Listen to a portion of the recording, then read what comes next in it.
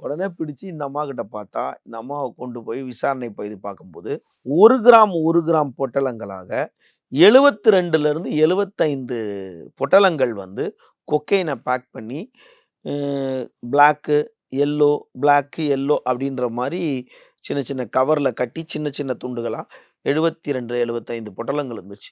உடனே இவங்க கிட்ட கைப்பத்தும்போது, இவங்க கிட்ட ரூ. 2,50,000 பணமும், செல்ஃபோனும் இவங்க கிட்ட இருந்து பிடுங்க.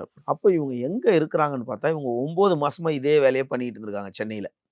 இவங்க எங்க இருந்திருக்காங்கன்னு கேட்டா, வேளச்சேரியில இருக்க, பாரதி நகர்ல இருக்க, கௌதாவரி ஸ்ட்ரீட்ல வந்து ஒரு வீடு எடுத்து வாடகைக்கு எடுத்து இருக்காங்க.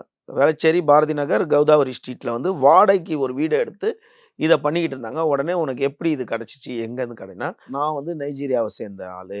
என்னோட சகோதரருக்கு கேன்சர் வந்துருச்சு. அவர நாங்க மும்பைல கொண்டு வந்து மருத்துவ சிகிச்சைக்கு இருந்தோம். அப்போ எங்களுக்கு இருந்த பணம் செலவாயிடுச்சு. பணம் தேவைப்பட்டு என்ன பண்றதுன்னே தெரியாதம்போது, அப்ப பாம்பேலேருந்து ஒருத்தர் சொன்னாரு, பெங்களூர்ல ஒரு மெட்டீரியல் இருக்கு. அத கொண்டு வந்து குடுத்துட்டு போனா, உனக்கு காசு போதுமான காசு கிடைக்கும்னு குடுத்தாங்க. அப்புறம் நான் பாம்பேல வாங்கும்போது, அப்போ ரூ. 2,000க்கு நான் பெங்களூர்ல வாங்குவேன். அத இங்க கொண்டு வந்து ரூ. 5,000க்கு விப்பேன். இன்னைக்கு அது 12,000 15,000 போது நம்ம பல விஷயங்கள் பார்த்துட்டு இருக்கோம். ரெண்டா இவங்க வந்து ரூ. யோசிக்கிறீங்களா? 2,000க்கு வாங்கிட்டு வந்து ரூ. 5,000க்கு அத வித்தேன் அப்படின்னோனே, இவங்கள பிடிச்சு நீதிமன்றத்தில ஆஜர்படுத்தி, அப்போ ஊடகங்கள்ல பிரபலமா செய்திகள் வெளியானது. இந்த பெண்மணிய கொண்டு போய் போட்டாச்சு.